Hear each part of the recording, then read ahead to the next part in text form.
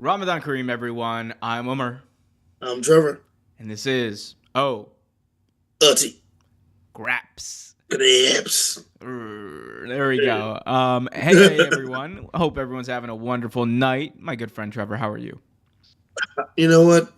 Like before, I'm tired. I'm tired, but I'm good. You know, I used to laugh at people when I was younger as a kid. Yeah, what'd you do all day? Housework and stuff like that, and wonder why these guys are tired. I'm like 18, 19 years old, busting my ass at like a job. I'm like, why are these guys tired? I understand now. I remember there was one day all I did was literally housework. Like I cleaned the house, the entire house, top to bottom, every bathroom, every nook, cranny, did laundry, like dishes, like everything. And I looked at it took me like a solid 7 hours to do. Dude. I was beat, my guy. I was Yes. beat. So all you kids out there, you damn rascals You and rascals. damn Wait till you get damn hooligans, all you hooligans out my, there a who are ripe old age of 30 like I am. I have a running joke with a good friend of the show, Kenny Baum. uh, He's always like, yo, Kenny Baum, like, look, Kenneth. We ain't gonna talk about how old Kenneth is, but Kenny Baum is always 27. I feel like we can do a similar thing with you, where it's like, hey, look, Trevor is always 30. yeah, Damn, you at least 30. You use at least 30, man. Use at least I remember that. Shout out to Bad Boys 2. Underrated movie. Very underrated. One of my favorite movies. We don't talk about Bad Boy 3. It happened. It happened. It did. Look, it was the concept was interesting, but the execution wasn't great. I like in Bad Boys 3, like Beverly Hills Cop 3, or like The Godfather Part 3, where it's like that was like such an obvious cash grab. There was no need to make that movie. As he drinks out of the chalice. The nectar of the gods. I always have to have Nectar of the gods. That is true. Well, the gods have the one true God. It's Ramadan. I gotta be on it. Anyway, the universe has, Trevor, blessed us with a lot to talk about today. Mercedes Moné expected to debut tomorrow night on AEW Big Business live from Boston, Massachusetts. We'll talk about that, preview that show. Also, Terry Gordy, Dark Side of the Ring, comes out tomorrow night. Tonight, excuse me. Trevor and I are going to be talking about the lifetimes, career, and legacy of Terry Gordy. Also, Trevor, there's a match added to WrestleMania. Pretty big match added to WrestleMania. I want to hear your thoughts on this. Yep. And also, I mean, we can also review last week's Dark Side of the Ring and talk about tonight's wonderful episode. Yep. Buff Bagwell. Well, we already talked about the Buff Bagwell thing. Oh, we did. We haven't talked about. Yes, right.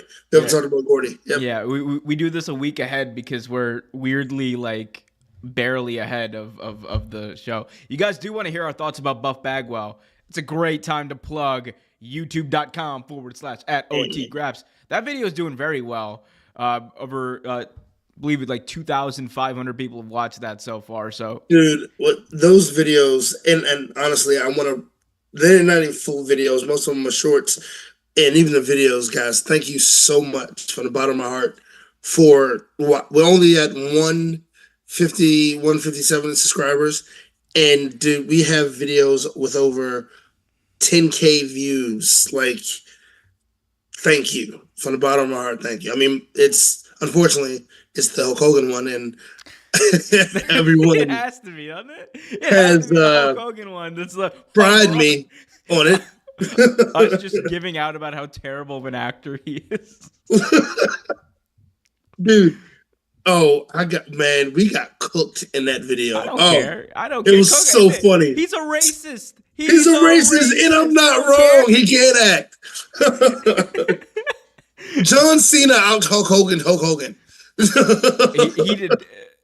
No, he didn't. He did Hulk Hogan much better than Hulk Hogan did. Well, that's what I meant to say. There we go. That's what I meant to say. He did that gimmick much better. Brother. Cena was like, Word life. word, no. Peace, He's just peace, like nuggets. hustle, attitude. What was it? Hustle, loyalty, Hustle, low. Was it flow? respect. It was hustle, loyalty, hustle, flow. That's a great movie too. It is a great movie. Hustle, loyalty, respect, something like that. Hustle, loyalty, and flow. Oh man, the chat's already hyped. Can't wait for Mercedes tomorrow. It's boss time. We got Job in the chat saying, I'm thinking AEW could create a faction of ex-WWE wrestlers, call it XWE, stands for Excellent Wrestling Entertainment. I think one of the problems with AEW right now is they're probably leaning a bit too much into the former WWE stuff. Yeah, I think so too. Job. So what are we starting off with, my good man? Well, we're starting off with reminding people to hit that like button. Thank you, Job. More people hit that like button, more people see this stream. TK gonna buy TNA. I'll never say never, but I don't. Yeah, I mean, you never know. Let's get right into it. Let's talk about WrestleMania real quick because I do want to hear your thoughts about this. The Rock absolutely obliterated Cody Rhodes and Seth Rollins in a 10-minute promo for the second straight week. Yes. This time we'll dressed up as a cowboy. Cowboy, man. A Cowboy Rock. There's one. Hold up. Let me. I don't know. I don't think I can find it. I won't be able to pull it up. But like, there was this one part where he was going after Cody's dog. He's like, yeah, Pharaoh. Don't call him Pharaoh. Pharaoh. Call him. Was this the one where they actually showed up at SmackDown? What? This was the episode where Cody and Seth actually showed up at SmackDown, right? Yeah, so they did show up at SmackDown, but this promo was cut on Twitter by The Rock before the show. Oh, okay. It was. Hold up, let me. Trev, I gotta. If you haven't seen this, I gotta at least show you the Pharaoh clip. We gotta. This is just like. Yeah, I gotta show you this. Hold up, let me just. Ooh. As we fix this, but The Rock like lately has been. I like what they've been doing because they don't have that much time on SmackDown to like cut promos, obviously, right? No, they don't. And that's Brock's bread and butter. That's old school Rock. Yeah. Okay, let's see. Hopefully we get. Oh, okay. Well, we can fix this. But so instead of having him go out on TV and cut 20-minute promos, what they've done is genius, Trevor. They've just had him cut these promos like on Twitter, so that like you can get like a full 20 minutes of like this. Makes me happy. All right, ready? Yep. Rhodes, you chicken shit goof, you, and also your goofy ass dog Pharaoh. That's his name, Pharaoh. Hey, Pharaoh. Hey, Pharaoh. Don't call that dog Pharaoh. Call him shithead. That's what you should call him. Okay, so basically, Trevor, imagine that for like 10 straight minutes.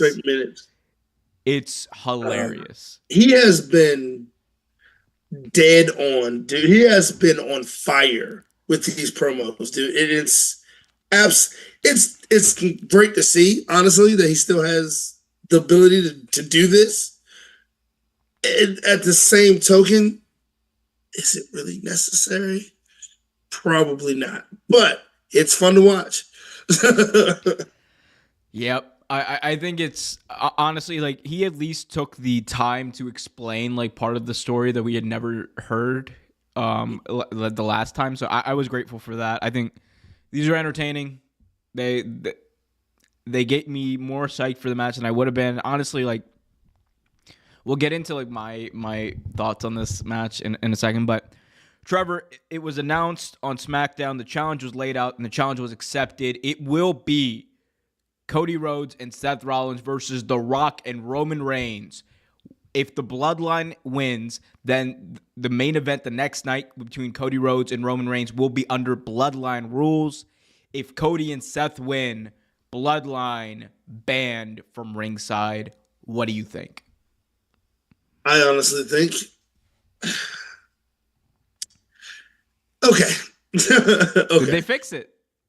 It, yes and no. Yeah, yeah, yes and no. Tell them. Did they fix it? Okay. What you actually hit it on the head with them explaining the part of the story that we didn't know. That that to me was perfect. That was perfect. Actually, you could have did just that and been like, okay, now it's starting to make sense. No, they wanted the so quote unquote 5 minutes of fame. They wanted this to truly be the biggest WrestleMania ever. So they make an unnecessary match. Again, you get to see The Rock, which a lot of people want to see The Rock. I mean, hell, I even want to see The Rock a little bit. I was a huge Rock fan. And have been enjoying this entire thing, if I'm being honest. But at the same token, it still makes Cody look weak.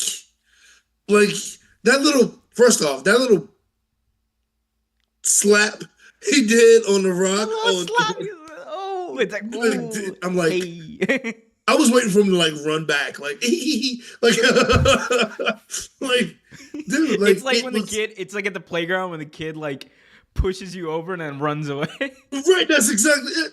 Like, I'm like, dude, like, are you like waiting to make sure your mom and dad aren't around? Like, like, what are you doing? Like, it looked so bad. It looks so bad. Like he sits there, he goes, oh, like, Well, no. Here's the thing: we didn't see any of that because no, SmackDown you didn't went off see the the air you didn't see the part right after where he slapped him. you didn't see the part where after he says what he So- said and Cody kind of like looks around and like, huh, and then slaps him. So I watched SmackDown live, and if Right. you watched live, right, what happened was he slaps him, and then the show goes off the air because they went over time. Yeah, right. Like what everything else, like YouTube and like Twitter, like we were able to catch up on like all the segment there and like the ending, the real That's right. ending. Yeah, But right. the I issue didn't was- watch SmackDown live. I The watched. issue- Yeah. Sorry. Today, last weekend was birthday weekends for my friends. I had some stuff. I had to work too, so. Look at you, work. This is adult things. But yeah. So I mean, it was. I thought it was fine. I thought it was fine. Yeah. What do you think about? It Sorry, was funny, but I think there's a delay between us. It's a little bit. might be. Might be, maybe. But okay. Obviously, the big question about this match is like the risk involved because you not only have your main event in Cody Rhodes and Roman Reigns in this tag team match, you also have Seth Rollins, who is already coming off of a pretty significant injury, and he's going to be defending his belt the next night as well. So, like, what do you like? Yeah, and it's that was the thing I was thinking about too. Like, like God forbid anything happens. You know what I mean? Like, Yeah. it's not the smartest match for a number of reasons, but marketing and other stuff aside, just the health factor. Like, and let's be honest. There have been a lot of like injured wrestlers like recently. I feel like they're all like dropping like flies. I mean, it is definitely a risk. Unfortunately, it's definitely a risk. It's not something we really want to talk about because we don't want anyone to get hurt. No, but we don't. It's definitely a risk. Yeah. I mean, the way I see it, right, is I think that, you know, like it's been done before, obviously. Like MJF and Adam Cole Bebe did it like just last year where Many times. Yeah. they wrestled the first match and then they wrestled the main event. There's always going to be that conversation. There even was with Max and Adam. But the thing with this that like, you know, like there's always that risk, but like the thing with this that kind of like gives me a little bit more security is like this is WWE. This match is going to be so much spectacle, Trevor. Oh, it's gonna be like, super spectacle. What that match you cannot call what's about to happen in that match wrestling. No. It will be a segment. Like it's like Headlock City. Like First off, it's gonna be like a 15-minute promo before Could you imagine that? That'd be hilarious.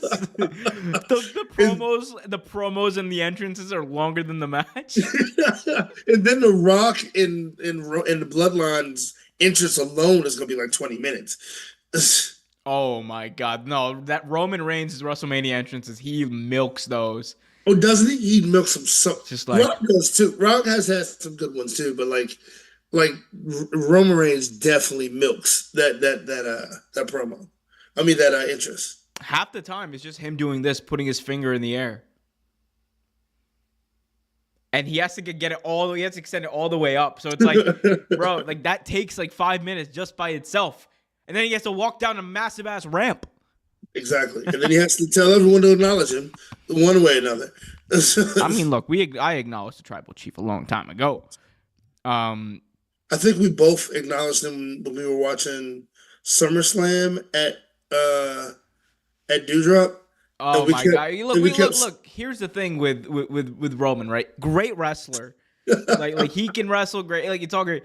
It's just the last few months of his, ever since SummerSlam this past year, it's been downhill. Like I don't know. Like he really has. He's been stale, and I didn't realize he's only defended the belt like 50 sometimes. He's 50 what? That's now. Ain't no way that man has defended the belt that many times. Hold up. Look it up. Make sure I'm right. Hold up. We're on some Bill O'Reilly stuff. We're doing it live. We're doing it live, bro. 14. It's only 14. Defended the belt. Nope. This is the wrong cage match. Hold up. This is. I will need to hold up. Here we go. This is, I think, what we need. Okay, so he's defended. Huh. Oh, it got messed up because he has the WWE and the okay. Wait. Hold up. Hold up. He's defended the Universal belt 32 times. Okay. During this run.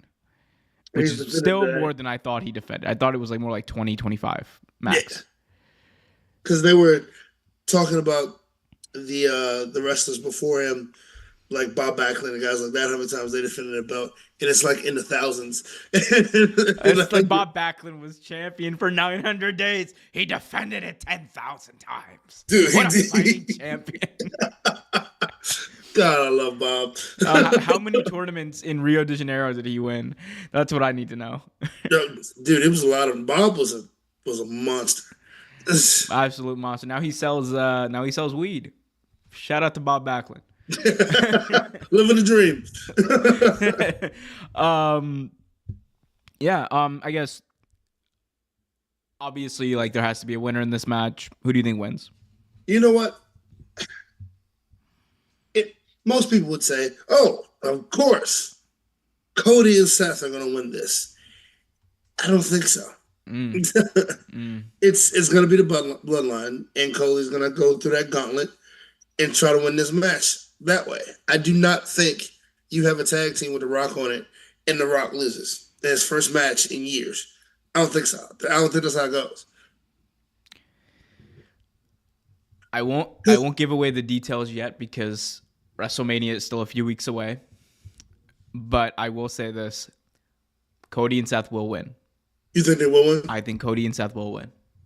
Now there were things that I thought, like ideas that I had of how it could happen, but again, I'm not going to share my ideas quite yet. Don't let them know. Don't let them know yet. Because I actually have an idea about the night 2 match. Because like I said, I think the Bloodline's going to win. So I have an idea. I think The Rock and what's the name are going to win. So I have an idea of how that night 2 match is going to go. But we'll talk about that later. We will. Let us know who you think is going to win that match, or if this match is even a good idea. Hopefully no one gets injured. The last time Rock wrestled a real match at WrestleMania, he tore his abdominal muscle in like 5 minutes in. So let's hope he's in better ring shape than he was last time. I think he might be, but Rock is way stiffer now. He's not as agile as he was. I mean, he still works out in great shape, but he's not as agile as he was. Look, I say this as a man knowing that Dwayne The Rock Johnson could eat me if he wanted to, with his bare hands, rip me apart and eat me like I'm chicken. So please don't hurt me. Please don't. It's like the same thing I say whenever I make fun of Sheamus. I'm just like, please don't hurt me. Like you are like Sheamus is literally like a bear. Like he would he would he would literally rip either of us to shreds. Oh, absolutely. I'm running, but still, I'm not making it easy on him. I will fight for my right to make fun of people. We got Job saying kind of anticlimactic because they're gonna give Cody the belt.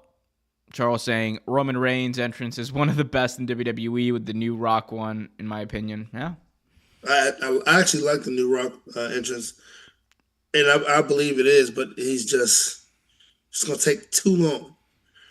There is a question that Job asked that I think is a pretty good one. Oh, is it this one? Yep. Yeah. Or is it the Bleacher Report Raw one? Both of those were actually really good. Okay. You want to take the? I haven't watched Raw yet, so I don't know. I did not watch Raw. Actually, I saw bits and pieces of it. I didn't see the full show. The segment with Cody the promo with Cody was really good. Of course, the Jey Uso, he came out there, screamed "Oos" 27 times and yeeted, and yeah, that was always great. Sami Zayn. I did watch that. I only tuned into Raw for that match. Like I waited until that match was on, and then I tuned in the Gauntlet. I'm pissed. I know who you wanted. I kind of wanted him to win too. I love, and I say this as someone who I love Sami Zayn. Sami Zayn's I one love of my Sami favorite Zayn wrestlers. too. But it would have been mad. interesting to see Chad Gable. It'd have been very interesting if they gave him that shot. They built him up. I don't understand. They built him up to be the guy. They built him up to be the guy. They had him cut these promos. They had him go out there and tell his story. And then jobbed to Sami Zayn. Yeah. I tell you who I would have loved to see it, but actually who I would want to see in the title picture, and I don't think they're going to be able to do it because I think Logan Paul's going to drop his belt at WrestleMania. Montez Ford. I would love to see Montez Ford. I knew you were going to say Montez Ford. I love Montez, dude. You think it's? But he's lost a lot. He's lost a lot of momentum, though. He really has. That's what I was going to ask you. You think it's like too little, too late with Montez? Honestly, it might be. And to be quite honest with you, to piggyback off of what Joe just said, I think it's starting. The expiration date starting to hit LA Knight too. You got Sean's View ENT saying this is an epic show. Thank you. Thank you, sir. Shout out to you, sir. Thanks. Yeah. I don't know. I'll reserve my judgment on Raw until I actually watch it. Like I'll probably end up, I'm actually flying to Boston tomorrow, so I'll probably end up watching it on the plane. You going to see? Are you going to AEW? I'm going to big business. Yeah. I am lucky enough to have friends in cities across the world who will. I have friends all over the place. I'm lazy. Honestly, I actually did want to see this one though. I did. The traveling is a bit like I don't like to travel. I remember when I flew out to Seattle, I was so done. I was like, I know that time zone messed you up too. Time zone messed me up, and then like coming back I didn't have a direct flight. It was I had a layover in Charlotte, and I was just like, fudge, I hate this, and I was tired, and that was the fun fact. That was the longest press conference in the history, Trevor, of all Elite Wrestling, and it's the one that they actually invited me to. There you go. And Tony Khan had me at that scrum until 2 a.m. West Coast time. And your flight was at like 6.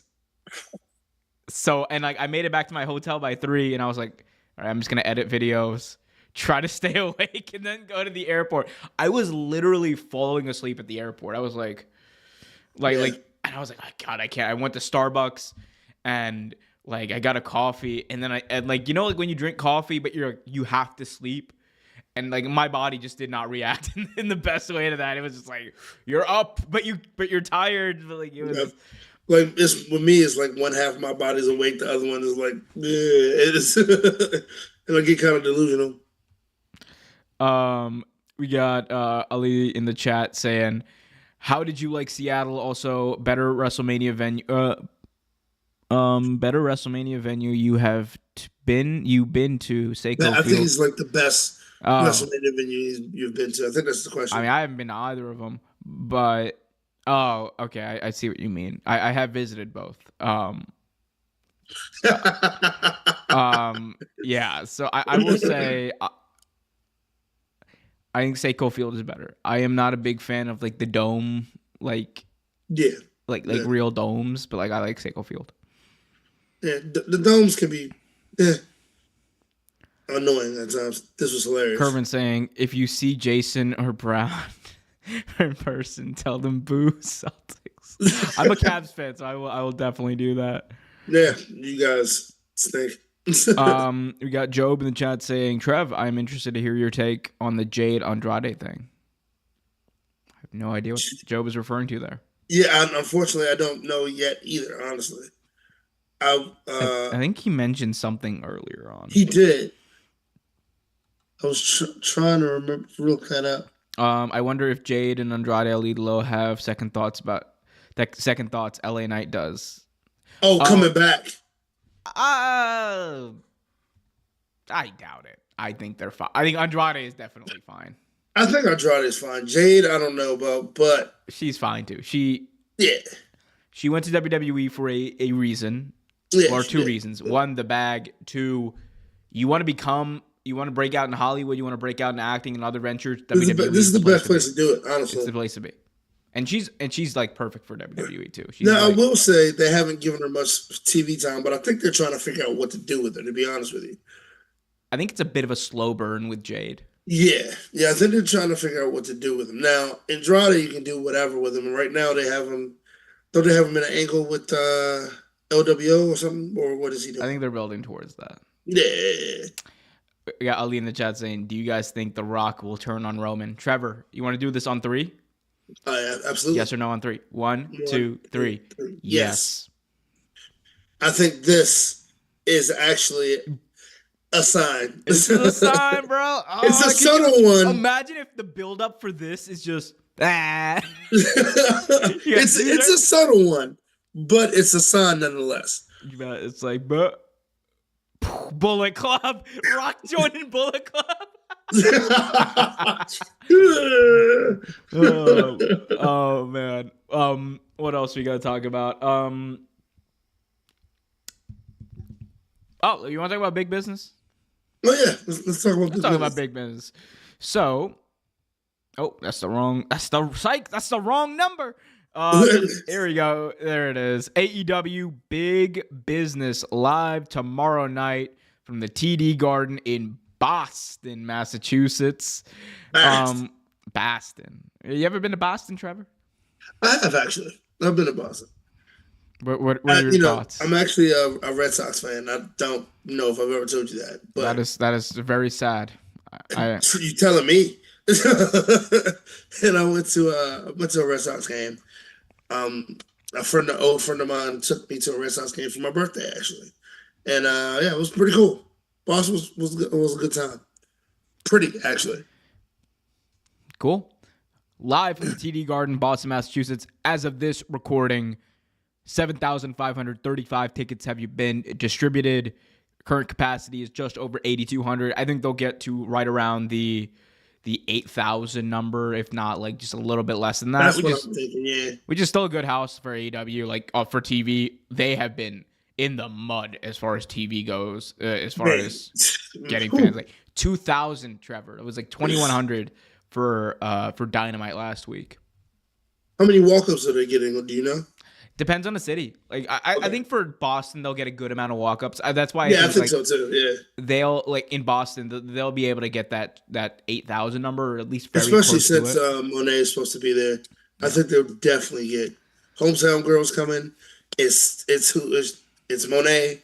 You know, I think they get it. Yeah, I remember when I went to the pay-per-view in Long Island. Like they were at like something like 9,500 or something, Okay. and like they got to 10,000 by the time it was showtime. So they'll get right around 8,000. They might fall short of the 8,000 number, but like 79, 7,800, they'll get to that. I mean, they're keeping it on TV. I mean, like it's still worth watching. Like, but the thing is, it's so much. I'm not gonna get into it, but it's so much that they're not doing right as far as ticket sales. We've talked about it ad nauseum at this point. I mean, look, they're a business. They should know what to do. I think they'll get. Hopefully, they'll get better. That's all I can say. But like, man, like, it's a real thing. They are not plugging shows and markets the way they used to. They're not marketing things. They're not plugging shows. They're not plugging matches. They're not building matches. No, I mean, like, look, I'll pull up this card, Trevor. There was one match on this card that was announced a week beforehand, and it was Darby versus Jay White. That's crazy. And these are good matches, though. Like, it's not like it's a terrible card. These are good matches. We have heel Okada with the Young Bucks. Like, versus a returning. By the way, all right. I'm sorry. I need to say this. I don't know. Did you watch Collision last week? I did watch Collision last week. That show had no right to be that damn good. It was really good. It was really good, right? The first hour of that show was absolute heat, and Kenny Bombs sending $10 for the arena chicken tenders. Thank you, sir. You know, that's his favorite snack. Thank you, sir. I appreciate that. I'll get you back tomorrow. But because Kenny Bombs has to get to be there in Boston. Is he? Okay. Yeah. I'm getting Kenny to fly to like every show I go to to try to get him to buy me more chicken tenders. But yeah, like, I mean, they don't announce these matches. I mean, this is heat right here. You got Darby Allin after he cut that promo last week too. He's like, I'm climbing Mount Everest. I might die. Like, and that is not guys, that's not him. Like, that's not hyperbole. Like, there have been like over like 300 people in the past like 100 years who have died climbing Mount Everest. Yeah. It's not a joke. It's not like, it's a very serious thing. It's very, like, obviously we don't hope that and we don't want that for Darby, but it's a reality. Like, people don't come down from Mount Everest. And I think the emotion that he gave off in that promo was real. The funny thing is, well, it's not funny, but an interesting tidbit is, like Omar said, a lot of people don't come down from it. There are thousands upon thousands of bodies up on Mount Everest because they can't get up there to get them. Like, I mean, this just happens. He's right.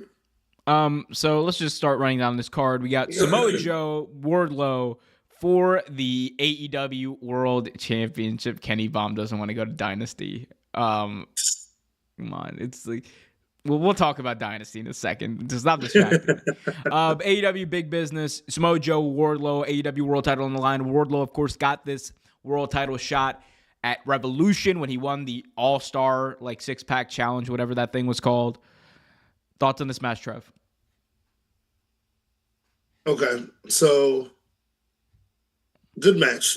I mean, they have good chemistry in the ring, but I know they're trying to build up this faction that Wardlow is in, and we all know Wardlow is not going to win this belt. But if they do, it'd be crazy, dude. If Wardlow won the belt, because honestly, the person that should win the belt is Adam Cole. That's just win it. But you know, should he though? I mean, who else should win it? I mean, there's one person who's not on this card, but who definitely should win it.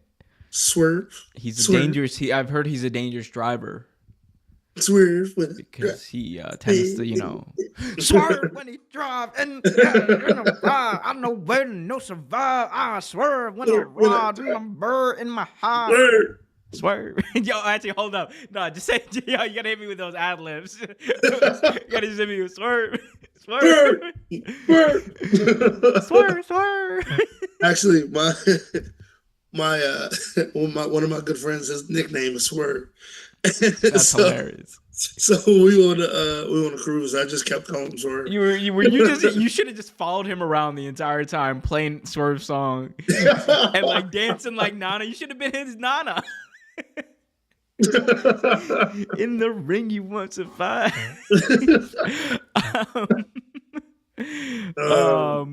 Yeah, I mean, if Wardlow wins, it would be wild if Wardlow won. Yeah. It wouldn't make sense. It wouldn't make sense. Ain't no way he's winning. Samoa Joe retains. I think we agree. I don't know what happens in this next match, though. The Elite, Kazuchika Okada, and the EVPs, Matthew Nicholas Jackson, versus Penta, Eddie Kingston, and the Bastard.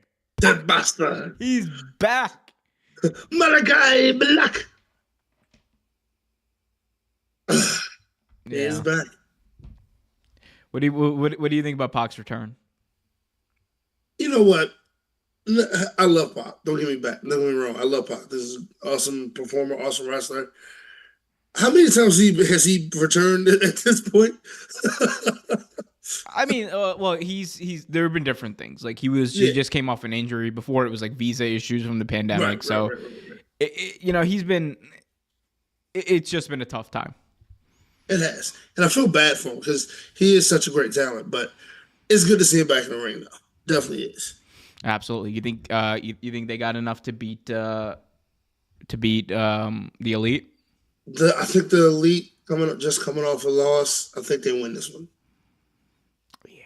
Oh no, the Elite are coming off a dub. What do you mean? They just beat like whatever jabronis they faced at Collision. They didn't. I mean, but they didn't beat Sting. No, they didn't. But I'm talking about this Elite. I'm talking about this trios: Kazuchika Okada and the EVPs. They won on Collision last week. Oh, they did. You're right. Yeah. So undefeated. Don't besmirch the Rainmaker. Like what do you think, by the way, of heel Okada? It's interesting, isn't it? It's very interesting. Really good, man. Like there was a second. All right. So there was a second there where when Okada turned, like it was so shocked, but I was like, oh wait, they're gonna have him be a heel, and then the camera just like panned to his face, and I was like, oh, I get it. He's good. I like this. I was like, immediately my mind changed. I was like, yo, we're getting serious, like heel Okada, who's like just like knows he's better than everyone. Let's go. Keep your Kenny Omegas. Keep your Hangman Adam Beiges. I don't care. Yeah, I said beige. Keep them. Give me the Rainmaker all day, every day. Yeah, no, man. Okada's so good. Love you, Okada-san. Next, we have Darby Allin versus Jay White, one-on-one match. This should be a good one, actually. I'm going to go with Darby Allin, though. I think the question for this match is like, what is Darby Allin's future without Sting? Because he's been around with Sting for so long. Most of his AEW run has been with Sting. It's true. So it's like, what does he look like without him? Yeah, I mean, of course he's been nothing but a sponge and absorbing everything Sting has taught him and said to him. But like, honestly, what does he look like without Sting? You're absolutely right. That's a great question. Sting.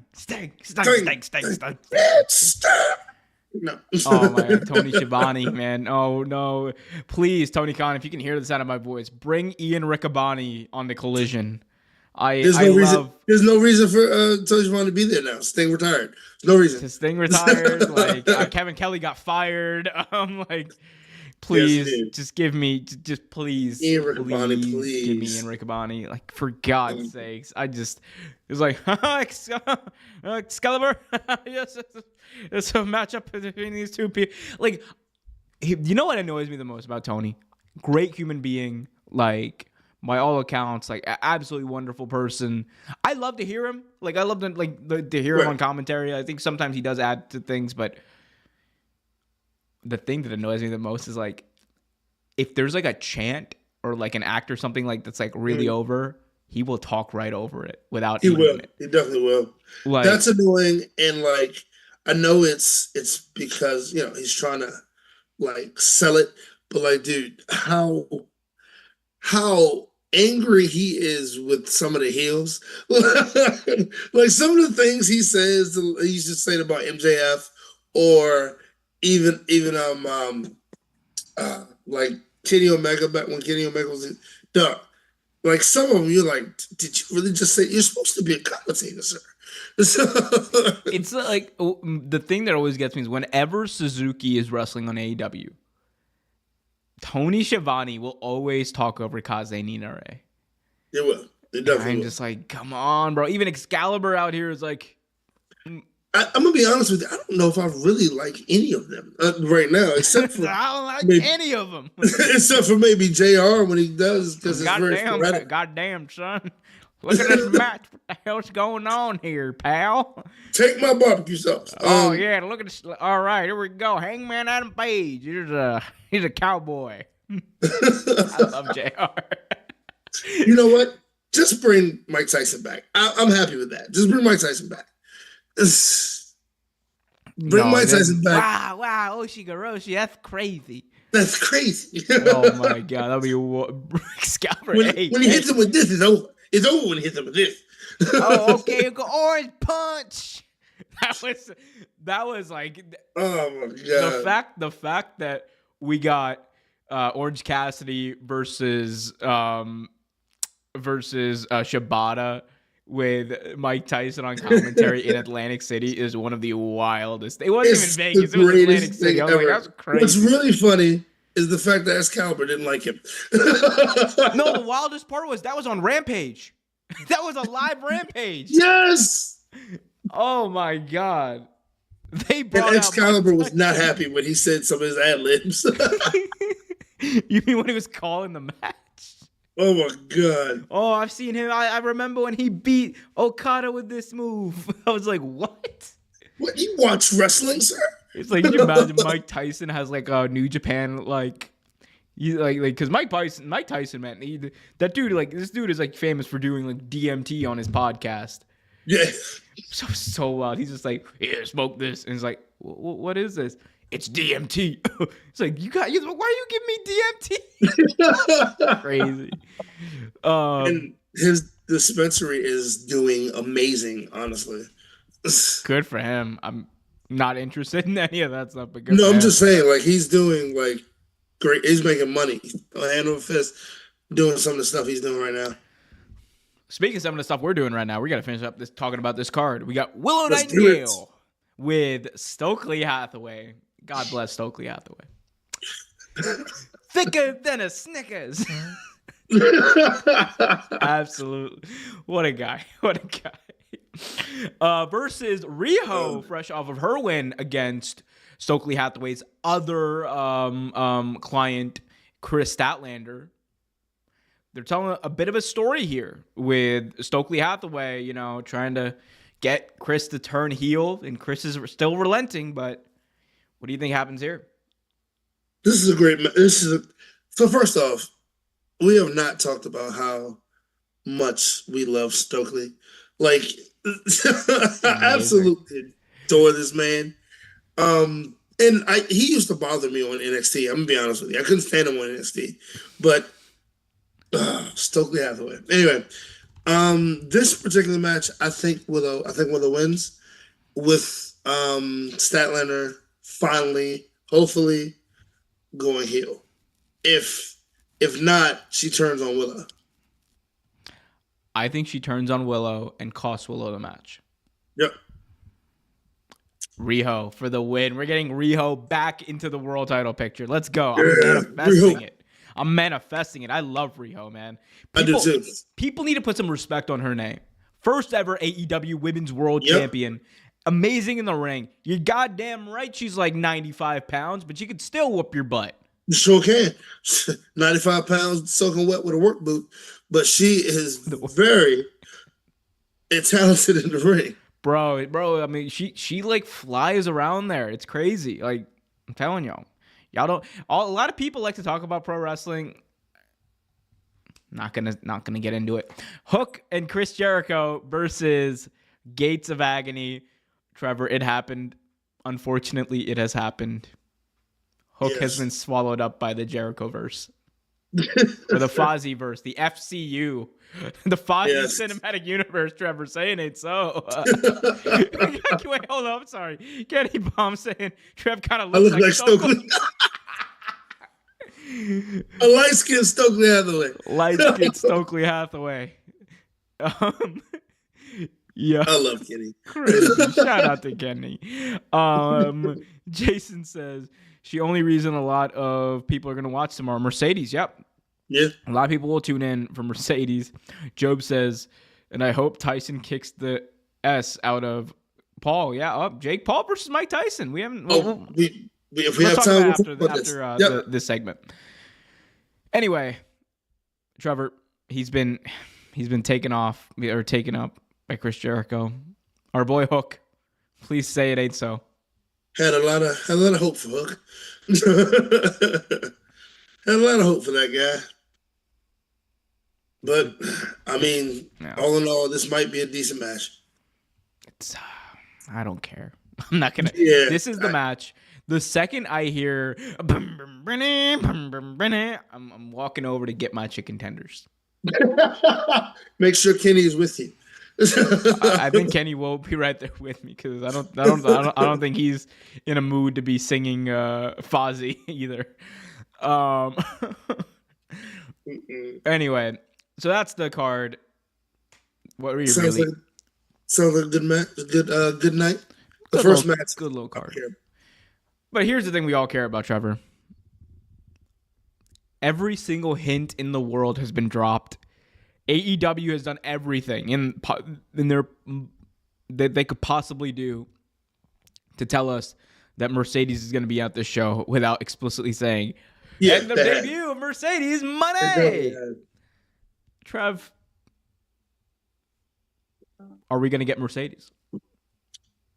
At this point, if we don't, it's going to be an issue. Bro, if we don't, they're going to be like about 7,000 people just like walking to the storm in the back. Being like, give me my money back, Tony Khan. Damn it, this is what I came for. Yeah, but she'll be there. She'll be there. Oh, yeah, I have no doubt that she will. She should be there. There's no reason why she shouldn't be there. Yeah, I mean, right now, like on Collision, they did this angle where Deonna Purrazzo got beat up by Toni Storm and Mariah May. Yeah. But Judas. Yeah, Judas. But Deonna Purrazzo on Twitter said something very interesting. I'm gonna try to find it. But she kind of basically hinted at saying that, like, you know, might have to call some backup. Right. Now, Trevor. In my mind, right, what I think they should do is say that tonight it's going to be Deonna Purrazzo and an opponent and a partner of her choosing. Right. In the main event against, Toni Storm and Mariah May. That's what I would do. And then partner of her choosing when it's time for her to come out, the doctor will see you now. Bring back Britt Baker, DMD. We rumored that she's been trying to, or she's been, basically cleared for a return. She's returning soon. Bring back DMD. Right. Wrestle the whole match. At 9:59, end the match. Heels are beating down the faces. Right. And then like 10:01. Like, we're over time. Everyone knows it too. It's like, oh no, the heels are winning. And give me the little AEW graphic. That, the little like copyright AEW that shows the show is closing. Give me that. Piss off everyone who's watching live for a hot second when they see that. And then hit me with that cha-ching whatever that song is, or please, or Tony, like spring for like buy you a drink because she got Monet in the bank, or something. I don't know. Spring for some Money in the T-Pain. bank. Spring for something, but yeah, I that's how I would book this. Honestly, I would just. I mean, would have, if she's yeah. if she's not gonna be there, that would be a tragedy. But she's gonna be there. She's gonna be there, but I would have her come out at the very end, like like kind of like make it even more of a surprise because people are gonna be a little bit mad that she's not there. Right. Like because like at this point, you're AEW. You have not advertised that she's going to explicitly be there. Nope. At this point, you're going all in for that pop. Make that pop as big as you possibly can. Absolutely. Sounds good to me. Who do you think she should face as her first opponent? Ooh. What's going? Dale.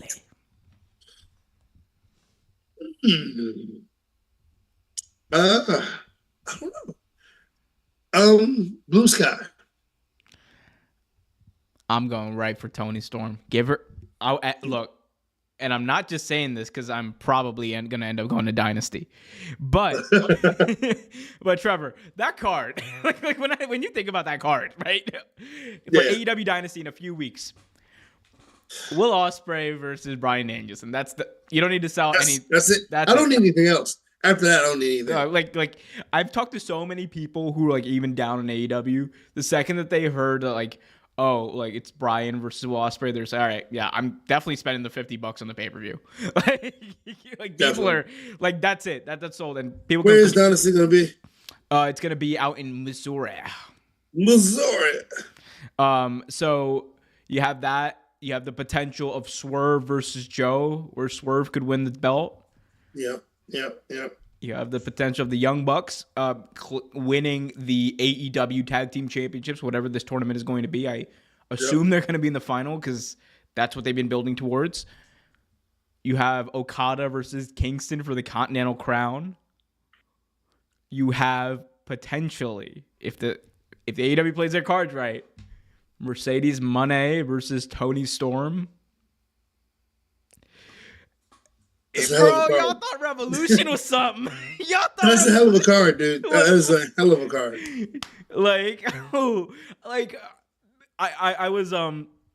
I was literally like, I was talking to a few friends, and I was like, people were telling me like, yeah, I'm excited for Mania. I'm like, bro, Dynasty is my WrestleMania. Yeah, I'm gonna be honest with you. I'm not really excited. I mean, I am, but I'm not at the same For WrestleMania? time. Yeah. There are certain matches, and this is definitely a hot take, I'm way more excited for like Becky versus Rhea than I am Cody versus Roman. Honestly, I really want to see Becky and Rhea, and also Bayley and versus Damage Control. Yeah, but Bayley versus EO is gonna be great. I'm kind of excited to see Sammy versus Gunther. Actually, no.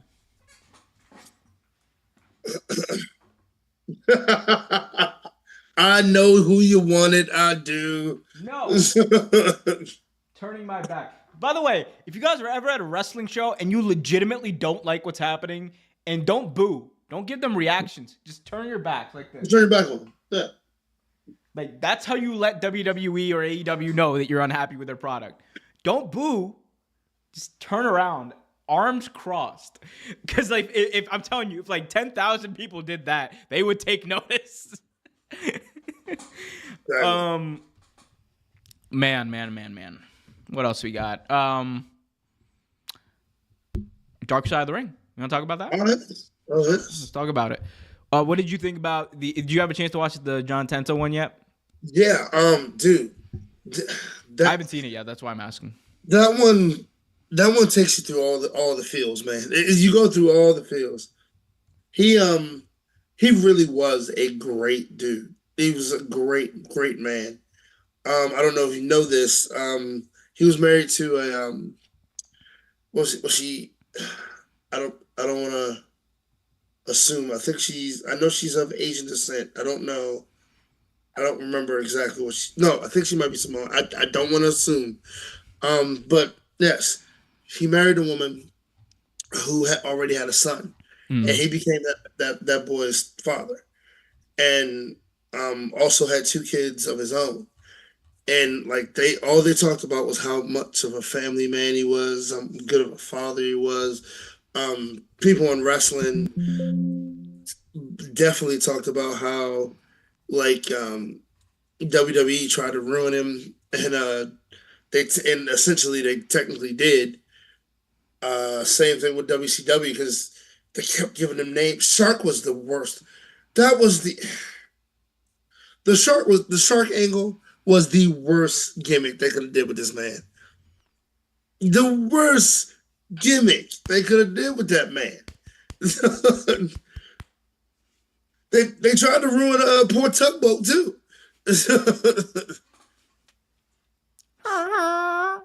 And the fact that they were best friends was kind of cool too.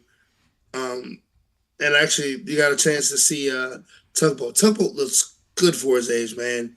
He looks happy. He looks healthy. Looks really good for his age. Shout out to Tugboat, aka yeah, Tugboat, man. The Shockmaster. So you gotta watch it. Did they talk about the Shockmaster? They did talk about the Shockmaster.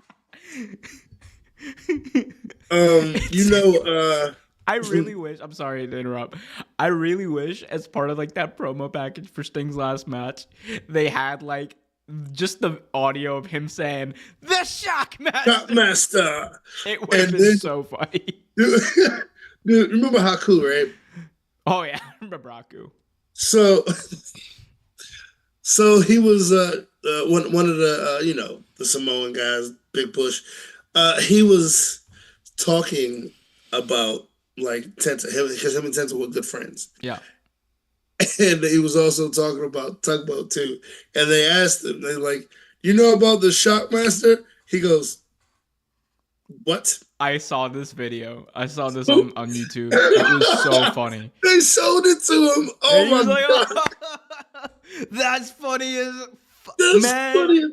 Oh. I gotta call him. He was dying. No, I was like, we got to witness Mang like watch that in like 3D or HD, yeah. or like 4K, whatever. Like, that's amazing. That was great, dude. Like it was sad, but it was very informative. It's great to watch. And I forget every time with the Shockmaster thing. All you hear is what's his name in the background goes, he bust his ass. Oh no, it was this is a direct quote from it's a direct quote from Davey Boy Smith, the British Bulldog, because she just went, he fell on his fucking arse. He fell on his fucking arse. Oh yes. This is great. No, I totally agree. Hearing Haku laugh like that was pure joy. It was pure. Oh, it was great. But no, I'm actually interested in tonight's too. Buff Bag World, like I said, we already talked about that one. But there's another one coming up that we're gonna have to talk about in a minute. Well, let's talk about it then.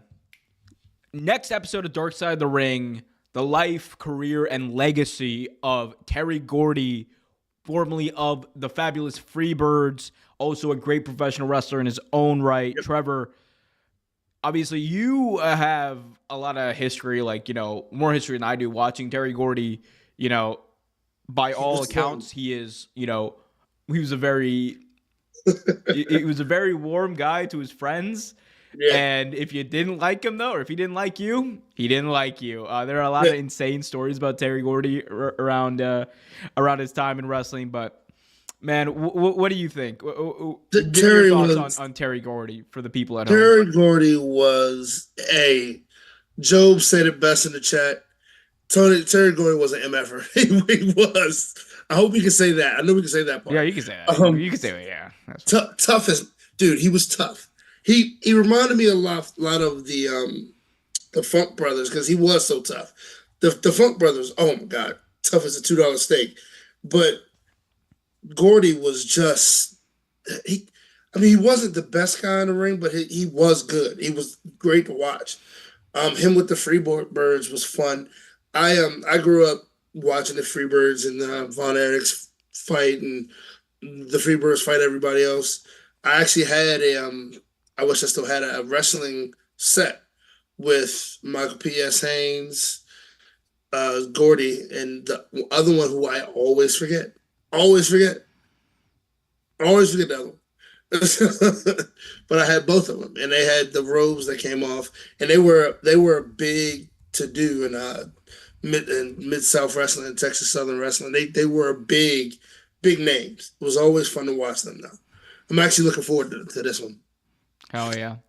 I remember this was Michael Hayes. He told a story once about Terry Gordy. They got in this like bar fight, and basically like Terry just like took it upon himself to like fight this guy who was brandishing a gun.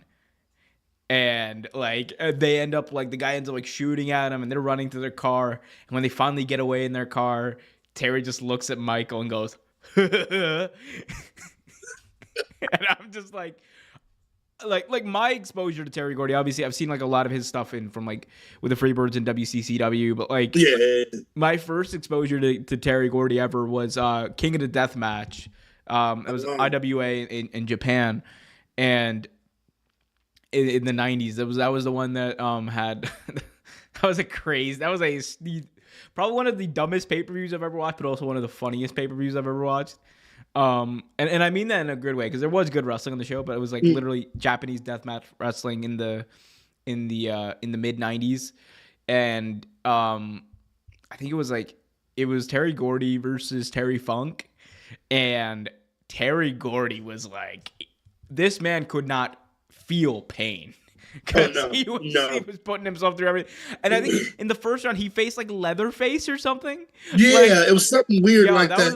That was a wild tournament, by the way. It was like Leatherface. There was there was Tiger Jeet Singh, who is the uncle of Tiger Ali Singh from WWF, and he was brandishing a sword, but like instead of like hitting people with the sword, like he pulled a Triple H. So like instead of like obviously like he's not gonna like slice people with the sword, so he took like the metal like back of the sword and just went like this. Like, and I'm like, what a Triple H thing! Like it's like I'm just gonna hit you with this sledgehammer. But you know why Triple H did that, right? What? You know why he did that, right? Oh, because he used to use a dummy sledgehammer and it broke once and it cut the Undertaker open, and Vince said never again. Never again. It's okay. I'm just gonna use a real one. Bam. Real one, but like I'm gonna cover my. It's like the stupidest thing. I can't get over it. Oh, it's dumb as hell. It's dumb as hell. I mean, we understand why you do it, but at the same time, just use something else. Yeah. Obviously, Terry Gordy, though, the subject of this documentary, he passed away back in 2001 from a heart attack. His son, Ray Gordy, otherwise known as Jesse, from Jesse and Festus, Biscuits and Gravy. Hooray, my man. Man. Jesse and Festus.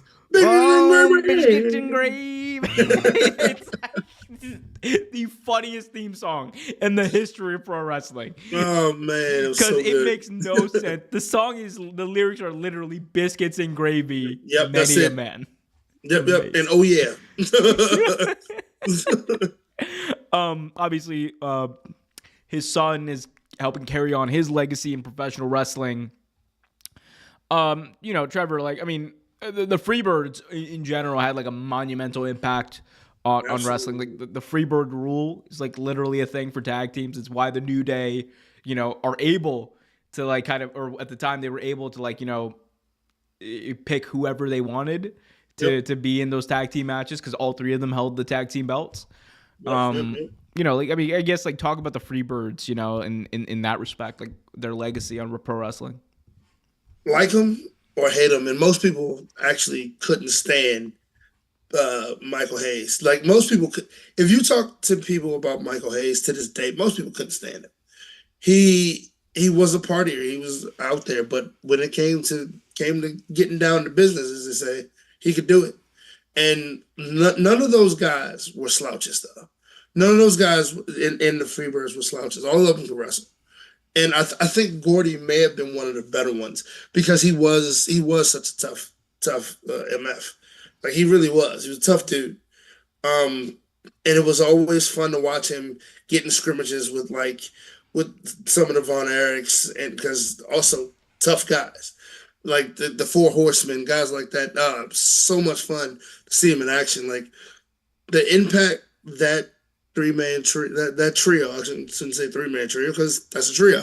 That 3-man team had on wrestling is absolutely insane. Like Omar said, there is a rule that was made just for them where they each one can switch out. If one not wrestling this week, the other one's wrestling next week with the tag team titles. And it was made because of them. They helped innovate the tag division. I mean, like there's so much you can say about the Fabulous Freebirds. Like I could sit here for 2 hours and talk about the Fabulous Freebirds. Like they really were like before their time. They really were. Like Terry Gordy to me like kind of is very representative of like the like he is like the quintessential like 80s like wrestler in that He really like was. he's just a big dude wearing wearing like bland like underwear tights who's like who's just gonna kick your butt. He doesn't look that tough, or sorry, he Nope. doesn't look like he's not chiseled out of granite or anything, but he will Nope. beat your butt. He wasn't gonna sit there and talk to you about it. He was gonna say, "Hey, look, beat your ass and go do it." Like it's pretty much. No, he's like one of those. It's like one of those. Like I'm gonna sit here, finish this drink, and I'm gonna get up and beat your face in. Yeah, he didn't do a whole lot of talking. Like that's what P.S. Haynes' role was. He was a talker. He was the one that sold it. Gordy, yeah, I'm not gonna talk much. I'm just gonna get in the ring and bust your face in. And it worked. And it worked. It was fun. It was interesting. Gordy, I mean, like I said, like him or hate him, I actually liked him a lot. It's gonna be fun to watch. That it is. So we'll see what happens. Let us know what you guys think about Terry Gordy, his career, favorite memories from the Freebirds, or anything like that. Let us know in the comments. Trev. Yes. We have one more thing we got to talk about. Okay. And it's not good news, unfortunately. Of course it's not. It is. It's just an update to the Vince story. Obviously, Vince McMahon, the lawsuit against him was filed back in January by former WWE employee Janelle Grant. There has been, information trickling out ever since then about in the involvement of to varying degrees of people. We knew that in the original lawsuit when it was filed, there were, I believe, 4 corporate officers who were anonymously listed in this lawsuit. We did find out the names of these corporate officers. This is courtesy of fantastic reporting, by the way, by John Pollock, Brandon Thurston, and I think Tim Manch. I'm gonna get the last name of that final reporter because that was it was a great piece by them that basically like identified using public records who these people were. It was sorry, I just want to get the name of the other author here. It was Tim Marshman. Gotcha. So Tim Marshman, John Pollock, and Brandon Thurston from Front Office Sports. Highly recommend you guys go check out that article. It really goes into detail about this situation. But the 4 corporate officers from that original lawsuit have been revealed to be WWE President Nick Khan, COO Brad Blum, and then the other ones who were named and identified in this lawsuit were Stephanie McMahon and also a former WWE legal employee by the name of Brian Nurse, former general counsel and head of WWE's legal. So obviously the involvement goes to varying degrees. The report does does make very clear that none of these people are alleged to be directly involved in abuse or anything like that. And it does not confirm whether or not they knew about the degrees of the abuse. What this does, though, claim is that Nick Khan according to the lawsuit, I should say, and according to the victim, Nick Khan and Brad Blum did know about Janelle Grant and that there was a relationship there between herself and Vince McMahon, and that Vince McMahon allegedly said that if you ever need anything, go to Nick Khan and Brad Blum. Obviously, it is it's a horrible situation to begin with, because you have someone who is put in an absolutely like unthinkable position, as no one should be. But you also now have this reveal that, according to this lawsuit, Nick Khan knew. It's worth saying that WWE rebuked this and said that like Nick Khan did not know anything. So, and that's what they're gonna do. But Trevor, what are your thoughts on this development? It's a sad situation that keeps getting worse. Of course, Nick Khan knew something. I felt like that was pretty much like common knowledge. I mean, it was an assumption, but I pretty much figured he did. You don't work that close with someone like that and not have any knowledge of something. I mean, people can't hide things, but you don't work with someone that close and do the job that Nick Khan did for so many years and not know. You know what I mean? It's a shame. It's a shame that he has taken so many other people down with him because of his negligence, his just gross disposition, and like absolutely like disgusting behavior. It's upsetting. It really is. And like honestly, at this point, we've talked about this ad nauseum. We've talked about this in its stint, and I am really just hoping that the trial starts soon, so hopefully justice can be served. Yeah, I mean it's horrible. Again, it's one of those things where like it's hard for anyone to believe that people in powerful positions who are working with Vince every day or around him, like whether it's Stephanie, Nick Khan, Triple H, whoever, hard for anyone to believe that they were not at least aware that there was a relationship there. At bare minimum, they knew that there was an inappropriate workplace relationship between the head of the company and a very low-ranking person in the legal department. And that in itself, at least ethically, morally, is bad. But the degrees to which this relationship was allegedly happening around, and the allegations are just sickening. It's the only way. Like I said this thing. I read through the lawsuit once, or the first time I read through the lawsuit, and I remember I was like I was thinking to myself, like, as far as like wrestling content, like this is like the most like sickening like thing I've read that has anything to do with wrestling, right? Like it was just it's crazy, because like it goes beyond like Vince McMahon the character. I think a lot of people are like projecting this to like, Vince McMahon's bravado or whatever, his character. I'm like, bro, this is a real person. And the other person was like, we forget about that, right? It's like we're so used to seeing these people on TV, we forget that they're real people. And, we do. And that they're not just people on pages, that they're not just people on our TV screen. That Janelle Grant is a real person who is obviously feeling a lot of pain. And in this lawsuit, as it lays out, Vince McMahon seems to be a large reason for a lot of that pain. And it's unfortunate that she had to go through what she went through. And it's sickening that Vince McMahon was allowed to carry on and continue at WWE, continue to be backstage, continue to be around talent, around other staff. It's horrible. Yeah, it's absolutely horrible, and it's a shame. It's definitely a shame. Yep. Kenny Baum in the chat. Well, apparently Brock is coming back. No, he's not. He was never. People are up in arms about this like report. Like, oh my God, Brock Lesnar, he's back on the WWE roster page. He was never taken off. No. They never took him off the roster page. They took him out of the video game. They did not take him off the roster page.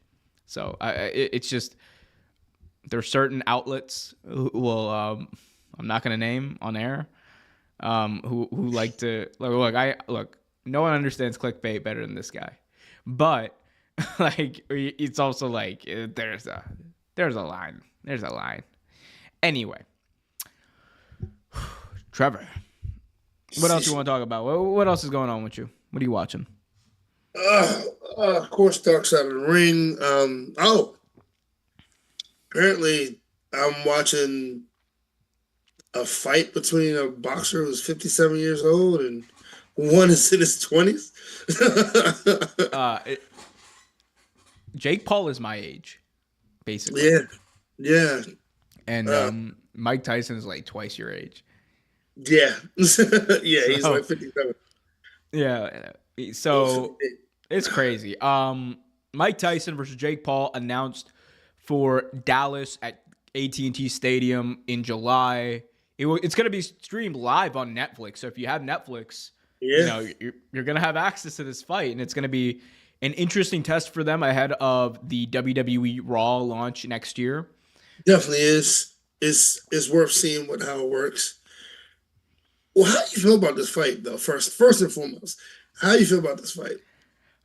I will say this. You and I have been talking about this for years now. I'm finally glad that Jake Paul is fighting an actual boxer. Yes. Yes. It's kind of wild that it's Mike Tyson. Yeah, it is very wild that it's Mike Tyson.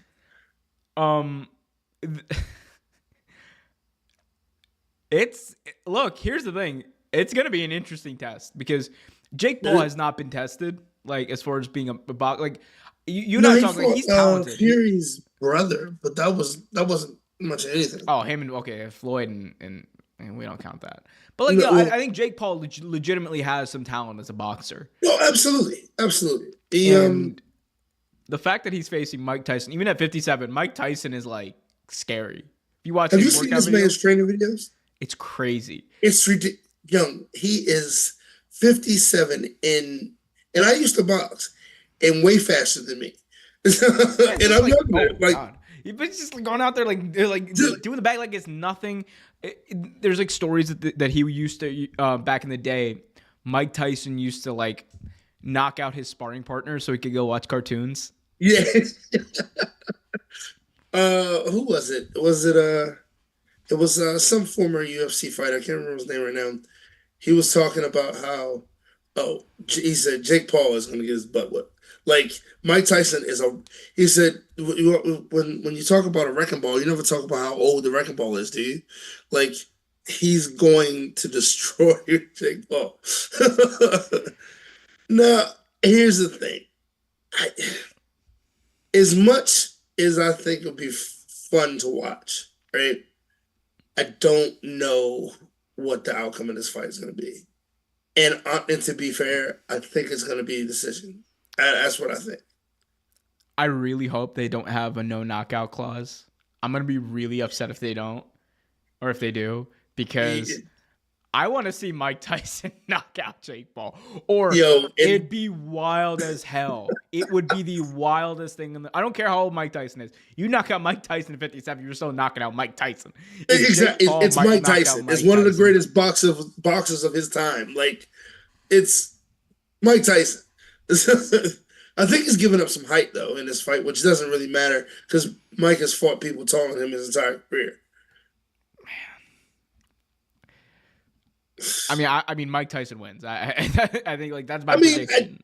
Honestly, like I said, like styles make fights. One, and yes, the 57 thing is a factor. It can be, but at the same token, you're talking about somebody who still trains like he's fighting tomorrow, and someone who is probably in some of the best shape he's ever been in, too.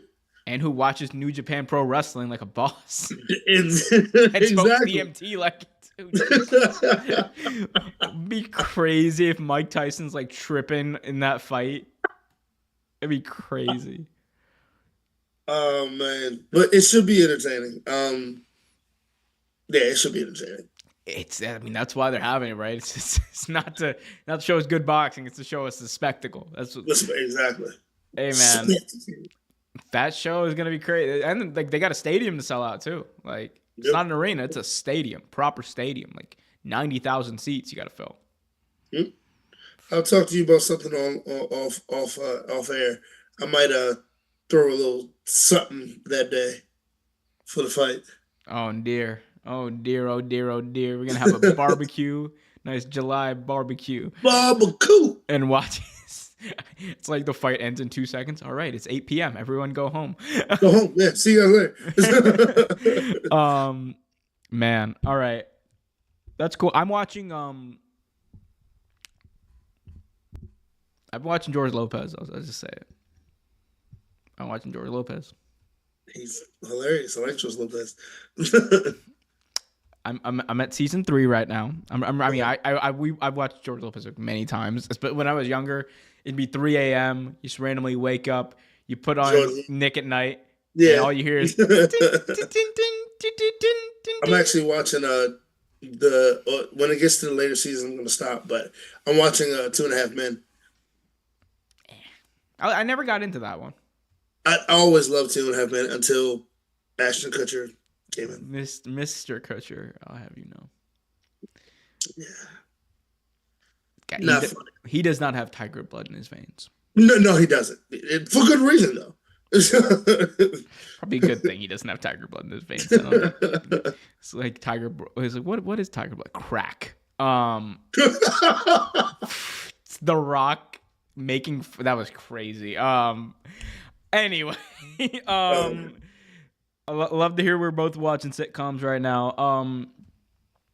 As far as wrestling goes, like I think tomorrow, like in addition to Raw, I'm gonna be watching like some of Mercedes' best hits. Yeah. Like her match with Kyrie last year. I'm also gonna be watching her match with Bayley at TakeOver. Good one, definitely. Best women's match of all time, in my opinion. Oh, no argument here. Yep. Oh man. All right. Anything else you want to talk about? I think I'm done. How about you, sir? I'm so done. I'm tired. It is Ramadan. It is. I'm tired. I am tired. I'm hungry. What's the old CM Punk thing? I'm hurt. I'm tired. And I work with effing children. Oh yeah. I relate so much to CM Punk. I'm so sorry I made fun of you for that line, Punk. Sorry. Like I relate so much to you right now in my life.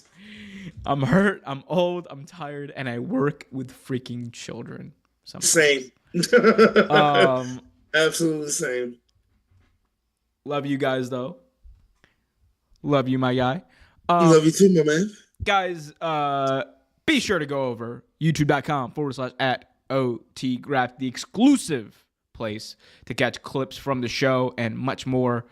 Also, be sure to go over on the Big X and follow my man Trevor at TREVERTAINMENT. That is TREVERTAINMENT.